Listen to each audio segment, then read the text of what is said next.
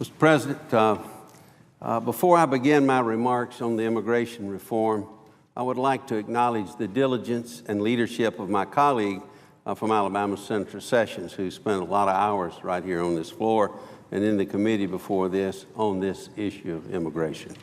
I commend his relentless efforts to bring to light many of the problems and questions surrounding the legislation before us, some he has been talking about in the past few minutes.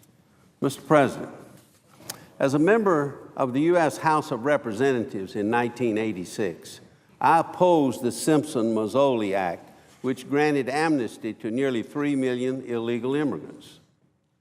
Supporters of that law then promised that it constituted a one-time fix to our nation's broken immigration system. Instead, the promise itself was broken. At least 4 times as many illegal immigrants now reside in the U.S., some 27 years later. And despite this failure, the Senate now, tonight, is considering legislation that repeats the mistakes of Simpson-Mazzoli. The provisions are different, but I believe the results will be the same. Still, Mr. President, supporters of this legislation before us promised border security in return for amnesty, just as proponents of Simpson-Mazzoli did. In light of these facts, Mr. President, here's a more credible promise. I believe the child of Simpson-Mazzoli will become the mother of all amnesties. You can call it what you want to. Compounding the mistakes made a generation ago will ensure, I believe, that the problem of illegal immigration revisits generations to come on a much grander scale. Therefore, I rise today to urge my colleagues to reject this deeply flawed legislation. The subject of border security has been talked about here in the Senate.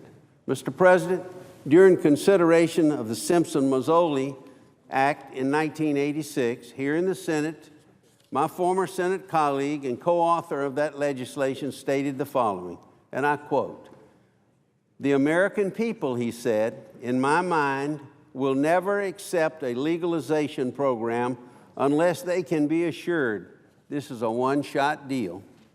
End quote. The assurances to which he referred were border security and tough enforcement of immigration laws. Specifically, Simpson-Mazzoli called for 50% more Border Patrol personnel for 2 years and new penalties for employers who hired illegal immigrants. Unfortunately, as we know, the former proved insufficient and the latter was hollow. But it was too late. Nearly 3 million illegal immigrants had already been granted amnesty by the time most lawmakers figured out that the assurances were basically a sham. Despite the drastic increase in illegal immigration in the intervening years, supporters of the bill now before us, the Senate, make similar assurances of border security in return for a form of amnesty.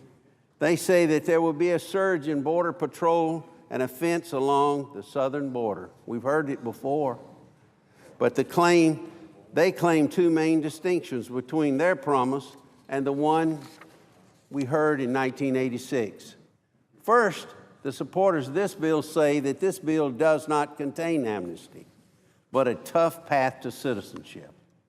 Second, they say that this bill will secure the borders before legalization occurs. But will it? Mr. President, I believe neither claim holds water. Under this legislation, once the Secretary of Homeland Security notifies Congress that the department has begun, Mr. President, to implement a so-called comprehensive southern border security strategy and a southern border fencing strategy, she can commence processing applications for registered provisional immigrant status. In addition, the Secretary must begin implementing these plans within 180 days of enactment of this legislation. I'll clarify the legal talk. No later than 6 months after this bill becomes law, those who came here illegally will be allowed to stay legally. I'll clarify that further. That's amnesty in whatever you want to call it. The sequence is also noteworthy. No fence must be built before amnesty is granted. No surge in Border Patrol must occur either. Those things come after, not before. So I return to the fundamental question, Mr. President. Will these measures, as structured, stop illegal immigration? The Congressional Budget Office, CBO, says no.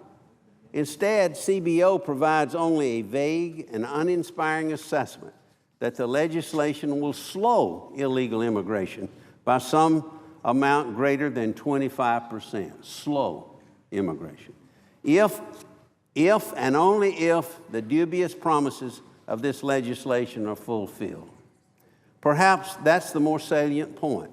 We don't know what the impact of this will be. We don't know what we're doing. We only know that even the best outcome won't be nearly enough.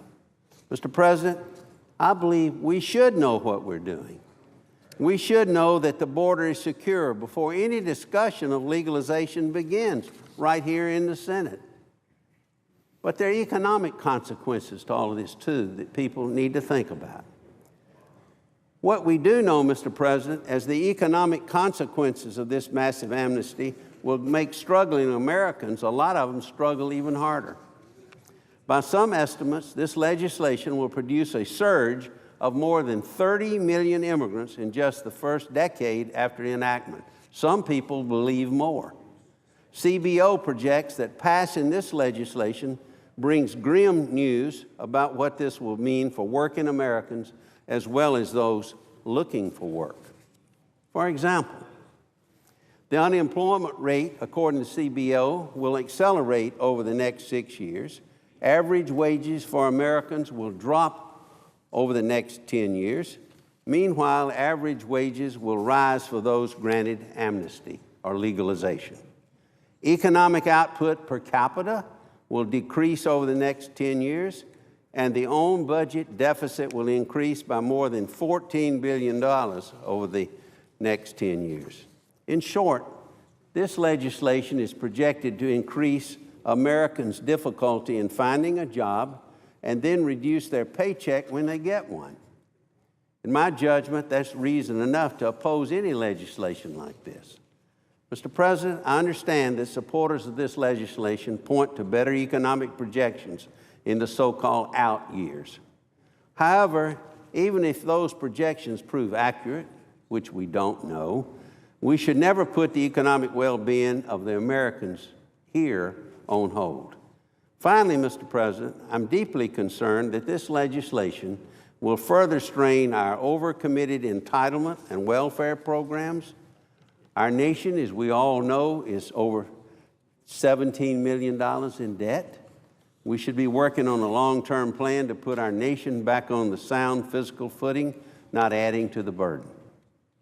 There's also an issue of competitiveness here. Mr. President, long-term thinking would also aggressively promote American competitiveness. Immigration reform, real immigration reform, presents a golden opportunity to advance that cause. This legislation misses the mark. In some instances, as we probably all know, China and India together, by some estimates, China and India together graduate nearly 1 million engineers each year from their universities. The U.S., by comparison, graduates approximately 120,000 engineers. In addition, the Manhattan Institute estimates that 51% of engineering PhDs and 41% of physical sciences PhDs who are foreign-born are forced to leave the United States once they get a degree. Mr. President, I believe if we really care about immigration reform, if we want to continue to lead the world, we must attract and retain the best and the brightest minds. Yet this legislation would cause a tectonic population and labor market shift in the opposite direction. Specifically, CBO projects that among the tens of